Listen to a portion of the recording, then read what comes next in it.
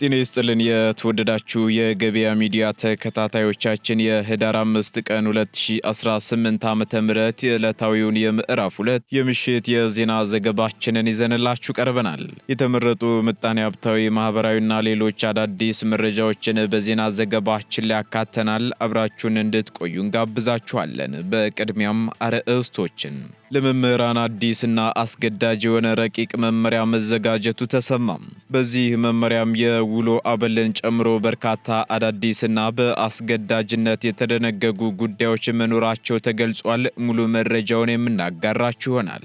ሲጠበቅ የነበረው የኤሌክትሪክ አውቶቡስ ፈጣን መስመር ግንባታ ሊጀመር መሆኑ ተገለጸ። ይህ ፈጣን የመስመር ግንባታ ፕሮጀክትም የሚጀመርበት ጊዜ ይፋ ሆኗል። የምትሰሙት መረጃችን ነው። ሚኒስቴር መስሪያ ቤቱ በተለያዩ ጉዳዮች ላይ ተወያይቶ የመመሪያ ውሳኔዎችን አስተላለፈም። የተላለፉ የመመሪያ ውሳኔዎችን በዝርዝር መረጃችን አካተናል፣ እናጋራችኋለን። በኢትዮጵያዊው ሰራተኛ ላይ የተፈጸመውን ድብደባ ተከትሎ ተጨማሪ ቁጥጥሮች መጀመራቸው ተነገረም። ሙሉ መረጃውን በዝርዝር እናደርሳችኋለን። ወደ ውጭ ሀገራት ልካችኋለሁ በማለት ከሰዎች ላይ ከፍተኛ ገንዘብ ያታለለች ግለሰብ ጉዳይ አነጋጋሪ ሆኗል። የምትሰሙት መረጃችን ነው። የተወደዳችሁ የገበያ ሚዲያ ተከታታዮቻችን እነዚህንና ሌሎች ኢኮኖሚያዊና ማህበራዊ መረጃዎቻችንን ይዘንላችሁ ቀርበናል። አዳዲስ እንዲሁም ትኩስ ኢኮኖሚያዊና ማህበራዊ መረጃዎቻችንን ለማግኘት ታዲያ የገበያ ሚዲያን እንድትወዳጁ እየጋበዝን በዝርዝር ወደምንመለከታቸው መረጃዎቻችን እናልፋለን። የ32 ዓመታት የሪል ስቴት ልምድ ያለውና በሀገራችን የመጀመሪያው ሪል ስቴት አያት ካሳንቺስ በሚገኘው ሳይት በ3 ሚሊዮን 400 ሺህ ብር ብቻ ቤቶችን እየሸጠ ይገኛል። እንዲሁም ከባለ 1 መኝታ 45 ካሬ እስከ ባለ 4 መኝታ 160 ካሬ አፓርትመንት ቤቶችን ለሽያጭ ማቅረባችንን ስንገልጽ በታላቅ ደስታ ነው። 25% ቅናሽ ለሚጠቀሙ 10 እድለኞች ብቻ ባለ 1 መኝታ 45 ካሬ በ3 ሚሊዮን 442 ሺህ ብር፣ ባለ 2 መኝታ 80 ካሬ በ6 ሚሊዮን 120 ሺህ ብር፣ ባለ 3 መኝታ 105 ካሬ በ8 ሚሊዮን 33 ሺህ ብር፣ ባለ 3 መኝታ 115 ካሬ በ8 ሚሊዮን 790 ሺህ ብር ብቻ፣ ባለ 4 መኝታ 140 ካሬ በ10 ሚሊዮን 71 ሺህ ብር ብቻ እንዲሁም 160 ካሬ በ12 ሚሊዮን 240 ሺህ ብር ብቻ ለሽያጭ አቅርበዋል። ይፍጠኑ። ለበለጠ መረጃ በ0960 77 77 79 ላይ ይደውሉ። አያት ሪል ስቴት። የሊድ መመረዝ አሳሳቢ ጉዳይ የሆነ መምጣቱ ተነገረም። የጤና ሚኒስቴር በኢትዮጵያ የሊድ መመረዝ አሳሳቢ ጉዳይ የሆነ መምጣቱን አስታውቋል። ሚኒስትሩ ይህን ያስታወቀው ብሔራዊ በሊድ መመረዝ የመከላከል ቀን በኢትዮጵያ ለሁለተኛ ጊዜ በዓለም አቀፍ ደረጃ ደግሞ ለ13ኛ ጊዜ እየተከበረ ባለበት ወቅት ነው። በዚህም እንደ ዓለም ጤና ድርጅት ጥናት መሰረት በኢትዮጵያ ውስጥ ከሚከሰቱ ሞቶች ከ23 በመቶ በላይ የሚሆኑት መንስኤያቸው ከአካባቢ ንጽህና ጉድለት ጋር የተያያዙ መሆናቸውን የጤና ሚኒስትር ዴኤታ ዶክተር ደረጀ ድጉማ ተናግረዋል። በዓለም አቀፍ ደረጃ ከ3 ህጻናት በአንዱ ላይ ከፍተኛ የሆነ የሊድ መመረዝ መጠን ይገኛል ያሉት ዶክተር ደረጀ ይህ መመረዝ አስደንጋጭ በመሆኑ ደግሞ ትኩረት በመስጠት መስራት ይጠይቃል ብለዋል። ሚኒስትር ዴኤታው አክለውም ከሊድ መመረዝ ጋር ተያይዞ ያሉ ስራዎች በጤና ሚኒስቴር ብቻ የሚቻል ጉዳይ ባለመሆኑ የአካባቢ ጥበቃ ባለስልጣንና የሚመለከታቸው አካላትን በማሳተፍ በትብብር መስራት ይገባል ሲሉም ተናግረዋል።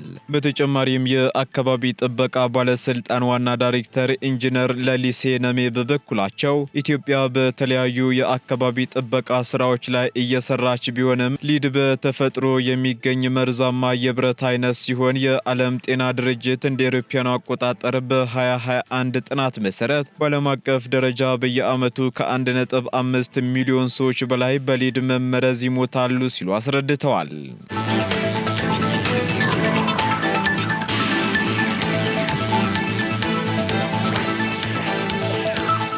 ወደ ውጭ ሀገራት ልካለው በማለት ከሰዎች ላይ ከፍተኛ ገንዘብ ያታለለች ግለሰብ ላይ ክስ መመስረቱ ተገለጸ።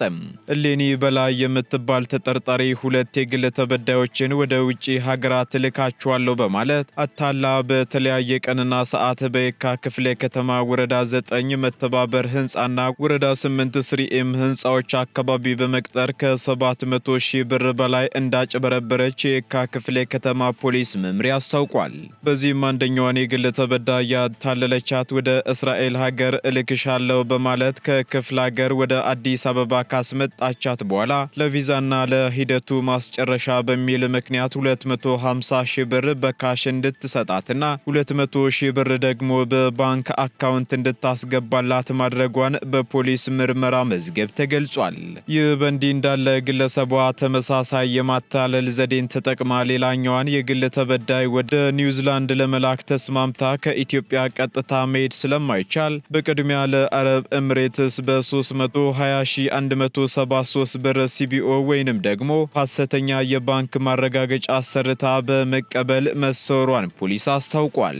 በዚህም የተጠርጣሪዋ መሰወር ያስደነገጣት የግል ተበዳይ ለየካ ክፍለ ከተማ ፖሊስ መምሪያ ጉዳዩን እንዳሳወቀችና ፖሊስም መረጃው እንደደረሰው ግለሰቧን አፈላልጎ በመያዝ ተገቢውን ምርመራ በማጣራት መዝገቡን ለአቃቤ ሕግ ልኮ ክስ የመሰረተባት መሆኑን ገልጿል። በመሆኑም ወደ ውጭ ሀገራት ሄዶ የመስራት ፍላጎት ያለው ማንኛውም ሰው ሕጋዊ ፍቃድ ካለው አካል ተገቢውን መስፈርት በማሟላትና በሕጋዊ መንገድ ብቻ መጨረስ እንደሚገባ የአዲስ አበባ ፖሊስ መልእክቱን አስተላልፏል።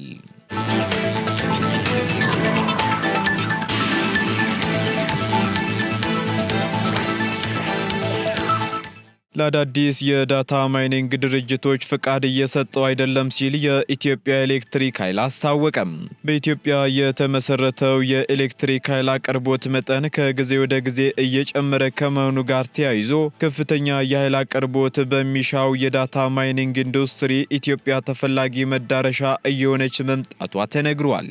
የኢትዮጵያ ኤሌክትሪክ ኃይል እንደ አውሮፓውያኑ አቆጣጠር የካቲት 2025 ላይ ይፋ ባደረገው መረጃ መሰረት በሀገሪቱ 21 ህጋዊ እውቅና ያላቸው የቢትኮይን ማይኒንግ ኩባንያዎች መኖራቸውንና ሀገሪቱ ለነዚህ ኩባንያዎች ከፍተኛ መጠን ያለው ኤሌክትሪክ በማቅረብ በወር ከ25 እስከ 28 ሚሊዮን ዶላር ገቢን እያገኘች መሆኗ ተገልጿል።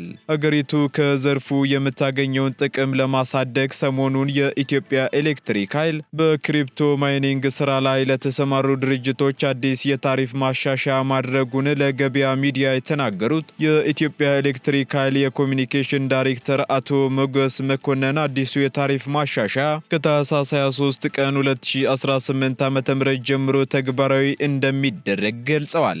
ነገር ግን የኢትዮጵያ ኤሌክትሪክ ኃይል በአሁኑ ሰዓት ለዳታ ማይኒንግ ኩባንያዎች አዲስ ፍቃድ መስጠት እንዳቆመ መገለጹ አይዘነጋም።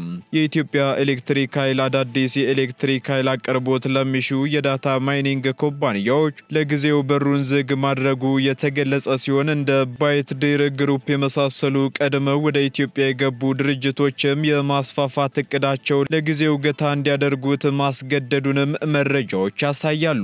ከዚህ ጋር በተያያዘም ለገበያ ሚዲያ ማብራሪያ የሰጡት አቶ ሞገስ ተቋሙ ለጊዜው በገበያ ውስጥ ያሉትን የዳታ ማይኒንግ ኩባንያዎች ያረካ የኃይል አቅርቦት ሰጥተናል ብለን አናስብም ያሉ ሲሆን በዚህም ምክንያት ደግሞ በአሁኑ ወቅት አዳዲስ የዳታ ማይኒንግ ድርጅቶች ማምጣት ወይንም ደግሞ ለአዳዲስ ድርጅቶች ፈቃድ መስጠት አስፈላጊ አይደለም ብለዋል።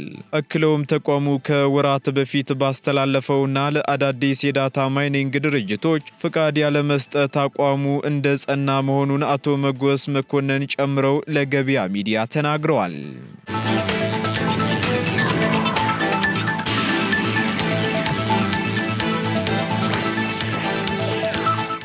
በአንድ ኢትዮጵያዊ ላይ የተፈጸመውን ድብደባ ተከትሎ ተጨማሪ ክትትሎች መጀመራቸውን ኢሰማኮ አስታውቋል። የኢትዮጵያ ሰራተኞች ማህበራት ኮንፌዴሬሽን ኢሰማኮ ከሰሞኑ በሐዋሳ የኢኮኖሚ ልዩ ዞን በጃፓኑ ቶዮ ሶላር ኩባንያ ውስጥ በአንድ ኢትዮጵያዊ ባለሙያ ላይ የተፈጸመውን ድብደባ ተከትሎ ተጨማሪ ክትትሎችን እያደረግኩ ነው ሲል አስታውቋል። በዚህም የተፈጸመው ተግባር ጤናማ የአሰሪና ሰራተኛ ግንኙነት እንዳይኖር ያደርጋል ሲሉ የኢሰማኮ ምክትል ፕሬዝዳንት አቶ ድሪብሳ ለገሰ ተናግረዋል። በመሆኑም የድርጅቱ ጥቃት አድራሽ ሰራተኛ ላይ አፋጣኝ አስተዳደራዊ እርምጃ በመውሰድ ከስራ ማሰናበቱ የሚበረታታ ቢሆንም ከስራ ማሰናበት ብቻውን ግን አስተማሪ ቅጣት ባለመሆኑ ሌሎች አምራች ኩባንያዎችም የመብት ጥሰትን አቅልለው እንዲመለከቱት የሚገፋፋ መሆኑን ምክትል ፕሬዝዳንቱ ገልጸዋል። በአሰሪና ሰራተኛ መካከል የሚፈጸም የመብት ጥሰት ሲኖር ከስራ በማሰናበት ብቻ በወንጀል ጭምር የሚያስጠይቅና ጥፋተኞችን ከስራ አሰናብቶ ከሀገር በማስወጣት ብቻ የሰራተኞችን መብት ማስጠበቅ አይቻልም ብለዋል። ጥቃት አድራሾች ባደረሱት የጥቃት መጠን በወንጀልም ተጠያቂ የማይሆኑ ከሆነ ሌሎች ከውጭ ሀገራት የሚገቡ አልሚዎች ቀጥረው ለሚያሰሯቸው የሀገሪቱ ዜጎች ክብር አይኖራቸውም ሲሉም አብራርተዋል።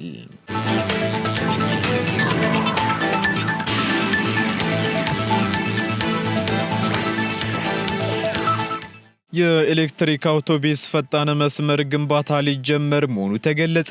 የአዲስ አበባ ከተማ አስተዳደር የመንገዶች ባለስልጣን በአዲስ አበባ የኤሌክትሪክ አውቶቡስ ፈጣን መስመር ግንባታ በሚቀጥለው ወር እንደሚጀመር አስታውቋል። የመዲናዋ የመጀመሪያ የሆነው የኤሌክትሪክ አውቶቡስ ፈጣን መስመር ግንባታን በሚቀጥለው ወር ማለትም በታህሳስ ወር 2018 ዓ.ም ለማስጀመር ዝግጅት እየተደረገ መሆኑን በአዲስ አበባ ከተማ መንገዶች ባለስልጣን የህዝብ ግንኙነት ኃላፊው አቶ ኢያሱ ሰለሞን ለገበያ ሚዲያ ተናግረዋል። በተጨማሪም ከወራት በፊት በአዲስ አበባ ከተማ ውስጥ የሚሰራው የፈጣን አውቶቡስ መስመር ግንባታ በተያዘው ዓመት እንደሚጀመር የአዲስ አበባ ትራንስፖርት ቢሮ ማስታወቁ ይታወሳል። በዚህም በቅርብ ዓመታት ውስጥ 15 የፈጣን አውቶቡስ መስመር ግንባታዎች ይጠናቀቃሉ ተብሎ ስራዎች እየተሰሩ መሆኑ የተገለጸ ሲሆን ከጀሞ 3 እስከ ፒያሳ አድዋ ድረስ የመጀመሪያ የሆነው ግንባታ በዘንድሮ ዓመት ለመጀመር ሙሉ ዝግጅት መጠናቀቁን ቢሮው አስታውቆ እንደነበር አይዘነጋም።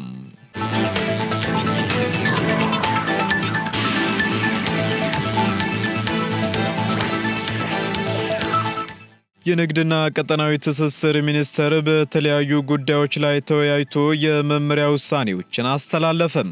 ሚኒስትሩ በትላንትናው ዕለት ባደረገው 39ኛው መደበኛ ስብሰባ ላይ በተለያዩ ጉዳዮች ላይ ተወያይቶ ውሳኔውን አስተላልፏል። በዚህም ውሳኔ ከተላለፈባቸው ጉዳዮች መካከል አስገዳጅ የኢትዮጵያ ደረጃ የወጣላቸው ምርቶች ጥራት ቁጥጥርን ለማስፈጸም የወጣ ረቂቅ መመሪያ አንዱ ሲሆን የደረጃዎች ምልክት የመጠቀም ፍቃድ ክፍያ ተመን ማሻሻያ ረቂቅ መመሪያም ይገኝበታል። በተጨማሪም የገቢና ወጪ ዕቃዎች ጥራት ቁጥጥር ረቂቅ መመሪያ ላይ ውሳኔ ያስተላለፈው የንግድና ቀጠናዊ ትስስር ሚኒስቴር የኢኮሜርስ ዘርፍ አደረጃጀት መወሰንና ማጽደቅ ረቂቅ ላይም ውሳኔ ማስተላለፉን ከሚኒስቴሩ የተገኘው መረጃ ያመለክታል። በመጨረሻም የመንግስት አገልግሎትና አስተዳደር ሪፎርም ትግበራ ሂደት ተቋሙ ያለበት ደረጃ በመገምገምም ለቀጣይ አቅጣጫዎችን አስቀምጧል። እንዲሁም የንግድና ቀጠናዊ ትስስር ሚኒስቴር ዶክተር ካሳሁን ጎፌ የተለያዩ የሥራ መመሪያዎችን በመስጠትና ቀጣይ የአፈጻጸም አቅጣጫዎችን በማስቀመጥ ውይይቱን ቋጭተዋል።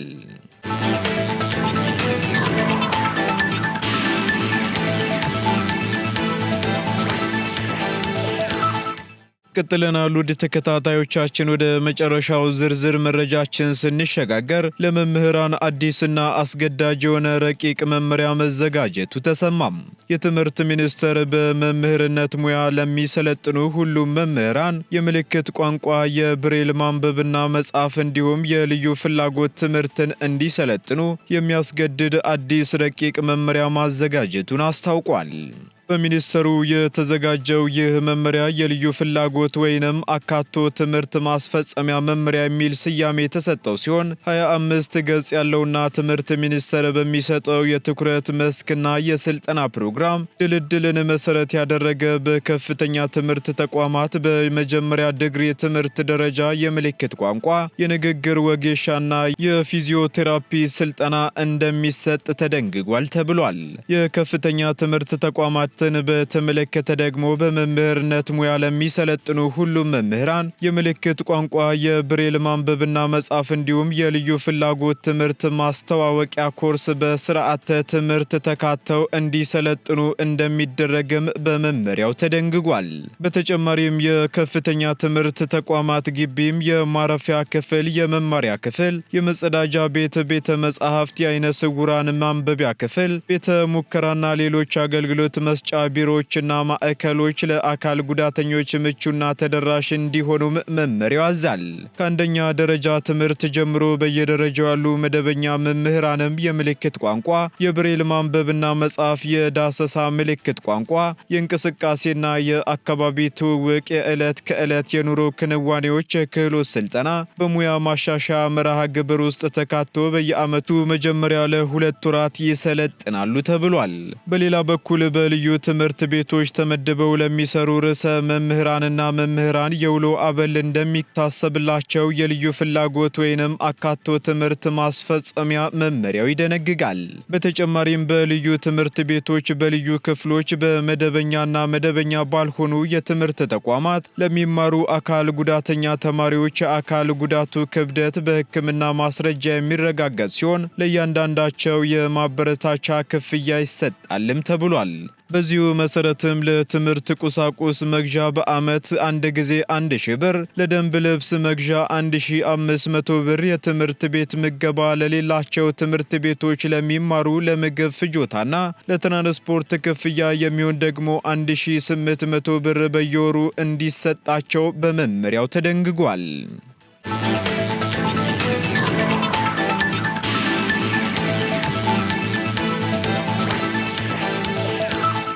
የተወደዳችሁ የገበያ ሚዲያ ተከታታዮቻችን ለምዕራፍ 2 ያዝንላችሁ ኢኮኖሚያዊና ማህበራዊ መረጃዎቻችን እንደዚሁን ይመስሉ ነበር።